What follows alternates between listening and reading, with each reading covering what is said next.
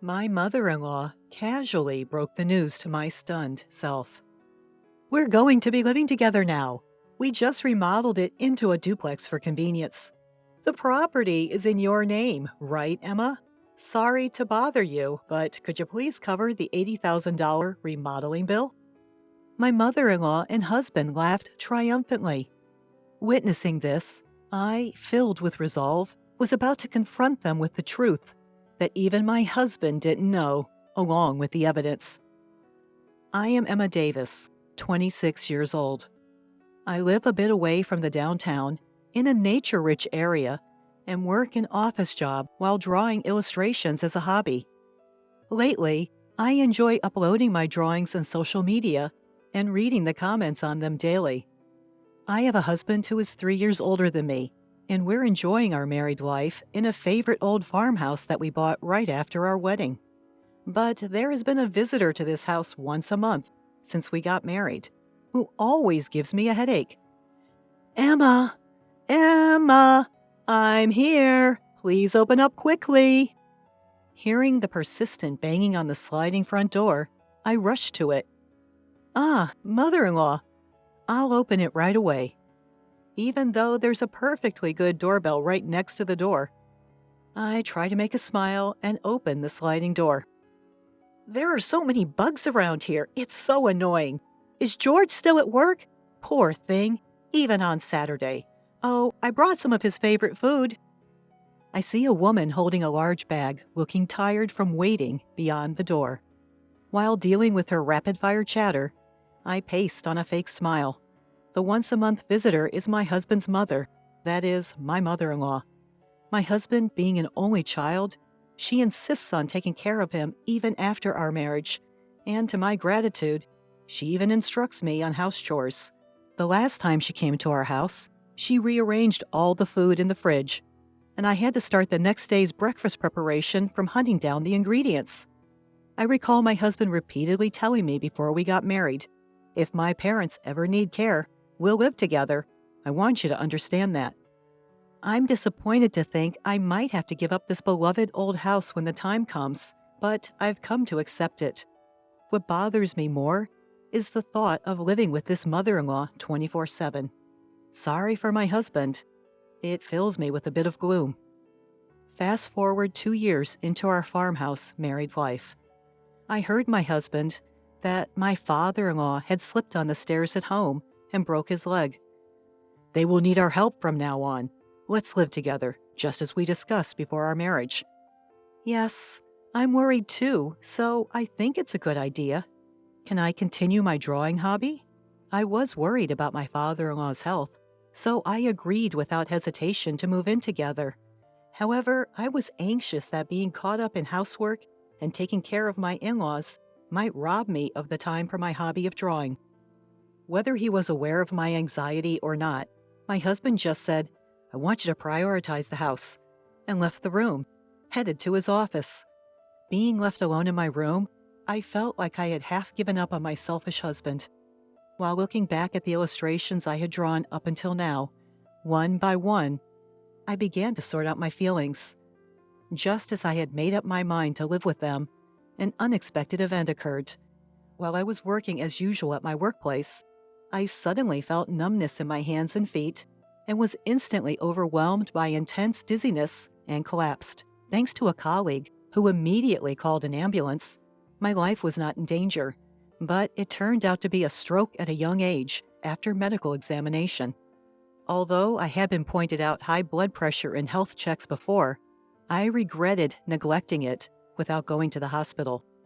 Including detailed examination, surgery, and rehabilitation, the hospitalization period turned out to be about 2 months. From the discovery of the disease to the hospitalization progressed at a brisk pace, and she realizes that her husband has given her very little concern. After being diagnosed with a stroke at a young age, I took out my phone with trembling hands and called my husband right away.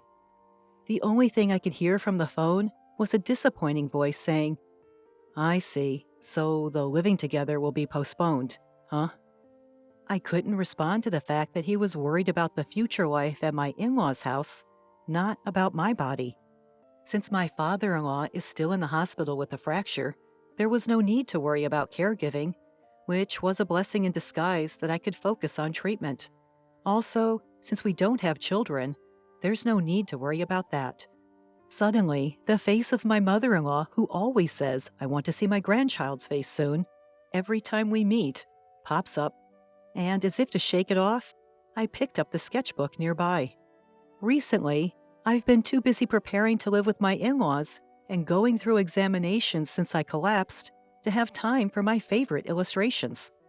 Once I start living with my in-laws, I'll probably lose even more time to draw. I decided to think of this hospitalization period as the last free time that God has given me, and decided to fully enjoy my hobby. When this period is over, I decided in my heart to do my best for my husband and in-laws, whether it's housework or anything else. The 2-month hospital stay ended in a flash, and finally, the day of discharge. My husband casually asked if he should come to pick me up, but I wanted to spend some time alone until I got home, so I declined, feeling a bit guilty. While I was in the bus, I saw the familiar landscape outside the window and realized that I was already near home. The sunlight hitting the beautiful green leaves was dazzlingly sparkling, making me feel indescribable as I thought, this is goodbye to this rich, natural place. Since my in-laws' house is located relatively close to the city center, my life will change drastically from now on. Feeling a little lonely, I slowly got off the bus at the familiar bus stop. As I was heading towards my soon-to-be farewell home, I suddenly stopped in my tracks at the sight that appeared before me. There was supposed to be my favorite old private house here, but instead, there was a house I had never seen before. Since I had been in the hospital for about 2 months, I checked the position of the surrounding buildings and the way I came, wondering if I had mistaken the location. But it was not a mistake after all. There's no use wandering around, so I timidly pressed the intercom of the house. Then a familiar voice said, "Yes." The voice was undoubtedly my husband. Still feeling confused, I quietly answered, "It's Michelle," to the intercom. The front door creaked open, and my husband in his casual attire came out. "Aha, welcome home. You came home earlier than I expected. I had the day off today. I could have picked you up." "George, what happened to our house? Why has it changed so much?" I interrupted my husband, who seemed relaxed, maybe just woke up, his hair mist, to ask my question with a sense of disbelief. However, disregarding my anxiousness, George only responded with a vague, "Huh? What's up? What happened?" without intending to answer my question. Just then, I heard laughter coming from inside the house. Thinking it couldn't be, I pushed past my husband and headed toward the living room. When I opened the unfamiliar door leading to the living room, I saw my mother-in-law lying on the couch watching TV. She was clutching her stomach and laughing while watching the TV screen. "Why is my mother-in-law in this house?" "Oh, Michelle, welcome back. Hospital stays can be long, but don't worry. I took care of the house while you were gone." I wonder what this house stuff my mother-in-law is talking about. Could it be chores? Or, with an overwhelming bad feeling, I pressed my mother-in-law on why the old house had changed so much. Without showing any sign of guilt, she blurted out, "Well, we're all going to live together, right? So I just remodeled it into a duplex to make it more comfortable." The phrase, "just remodeled it into a duplex," kept replaying in my mind. My mother-in-law was always the type to interfere with our life, but I never expected her to remodel our house without permission. Moreover, weren't we supposed to start living together in my in-laws' house, which is closer to the city center? Every time my mother-in-law visited the old house here, she used to complain about the bugs and the short walk from the station. Despite that, why? A lot of things have changed. Oh, and there's something else important I have to tell you. Turning off the TV she had been watching, my mother-in-law whispered to me with a grin, "The remodeling cost a bit. I believe the title to this house is under your name, Michelle. I'm sorry, but could you handle the payment?" Chuckles, not a hint of apology in them, My mother-in-law said, "Ah, it's $80,000." And her smile deepened. Remodeling cost? The title to this house? $80,000? The unexpected words felt like a punch to the head, and I felt my legs are shaking. I can't even find the words to reply. While I was staring at her mother-in-law, who was stunned and laughing fearlessly, my husband, who was at the entrance, opened the living room door and sneaked in. The moment I saw him, my feet naturally headed towards him, holding a faint hope that he would surely be on my side. I relayed to my husband exactly what my mother-in-law had said, clinging to a desperate hope for his reaction. But all I received from him was a cold response. "Well, that's about right. Take care of it, will you?" That's right. That's the kind of man he is. When I collapsed from a stroke, he was more concerned about our living arrangements than my health. He's a man who will stop if his mother says green means stop, and will go if she says red means go. A man who always thinks his mother is right. The discomfort and dissatisfaction I'd felt toward my husband escalate once it flooded.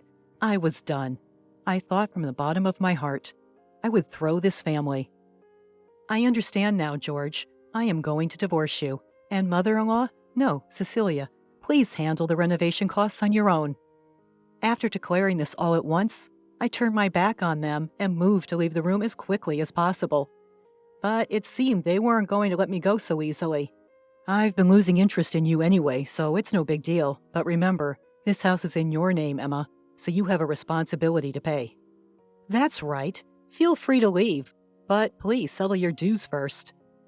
I was astonished at the two of them who selfishly made their claims. I cannot help but let out a sigh. Surely, if I turned around, I'd see their smug faces grinning in victory. I refused to look back, standing tall as I replied, "You keep saying the house is in my name, George, but did you forget? The ownership has been transferred to you." I revealed the truth. However, they only laughed at me and believed I was lying, just to avoid paying. That's when I brought up how George had asked me to change the property's ownership when we got married, as he didn't want the house to be in his wife's name for appearance's sake. Since I didn't particularly care about the property title, I had immediately transferred it to his name. Upon hearing this, the laughter of the two who had been so complacent until now abruptly stopped, and I could feel the panic gradually setting in. "I don't recall saying such a thing. There's no proof anyway." Anticipating this response, I turned back to face them, walked past them, and opened a drawer of a shelf from our old house. Let's see. It should be somewhere around... Ah, here it is. This is the proof. I took out a document from the drawer where the property and the house ownership were listed and showed it in front of their faces.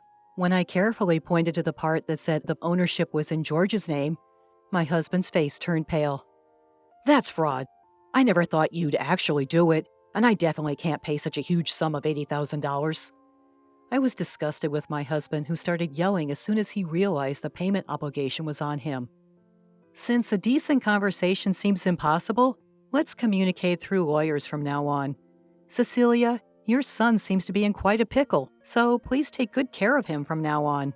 Beside my loud husband, I smiled at my mother-in-law, who was standing dazedly, and finally turned my back on them, leaving their home for good. After that, my husband called several times, but I chose to ignore him entirely, decide to communicate formally through a lawyer. Given our already strained relationship and problems with my mother-in-law, the divorce was settled without any issues. In addition, regarding the matter that my husband insistently shouted when he left, change of name is a fraud, was decided that there was an agreement between us because it was changed when they got married 2 years ago. My lawyer assured me with a smile that this is neither fraud nor anything illegal. With that, all the uncertainty inside me was completely dispelled. It seemed that the cost of renovating that house was supposed to be paid in full by me as soon as I got discharged from the hospital. Wanting to applaud, I now appreciate the well-crafted, spiteful act of pushing me into hell just after I had endured surgery and rehabilitation and finally got discharged due to illness. In the end, since the house was in my husband's name, it was his duty to make the lump sum payment, and he ended up strangling himself. In addition, I was able to secure alimony after the successful divorce. My husband, who had been hit with a claim for a total amount that he could not possibly pay off, had either borrowed money from dangerous places or hadn't. While I was fighting with my husband and mother-in-law, I received an apology from my father-in-law, Bob, who had been hospitalized with a broken leg, saying, "I'm sorry for my wife and son's behavior." Of course, it didn't seem that Bob was involved in this matter. However, there's no denying that for 2 years after our marriage, he had ignored his wife and my cold husband. After replying briefly to Bob's message, I decided to cut all ties with that family and start a new life. Since then, my health has gradually improved, and I was able to return to work. When I was married, I used to draw illustrations while being mindful of my husband's gaze, but now I can immerse myself in it as much as I want, whenever I want. Originally, I was just drawing as a hobby, but now I get job offers from the social networking site where I post my illustrations, and I now spend more time drawing for work than for pleasure. Now I'm heading to see an old farmhouse in a somewhat rural town. My current dream is to buy this old farmhouse with the alimony from my husband and my savings, and to open an art studio. Today, I'm about to take the first step towards this dream. On the bus, as I gazed out at the scenery, I found myself recalling that day. The day I left the hospital changed my life forever. The abundant, natural scenery outside is the same as that day, but my feelings are clear, and I'm excited about the new life that's about to begin. The leaves on the trees, illuminated by the sunlight, look so bright that they dazzled.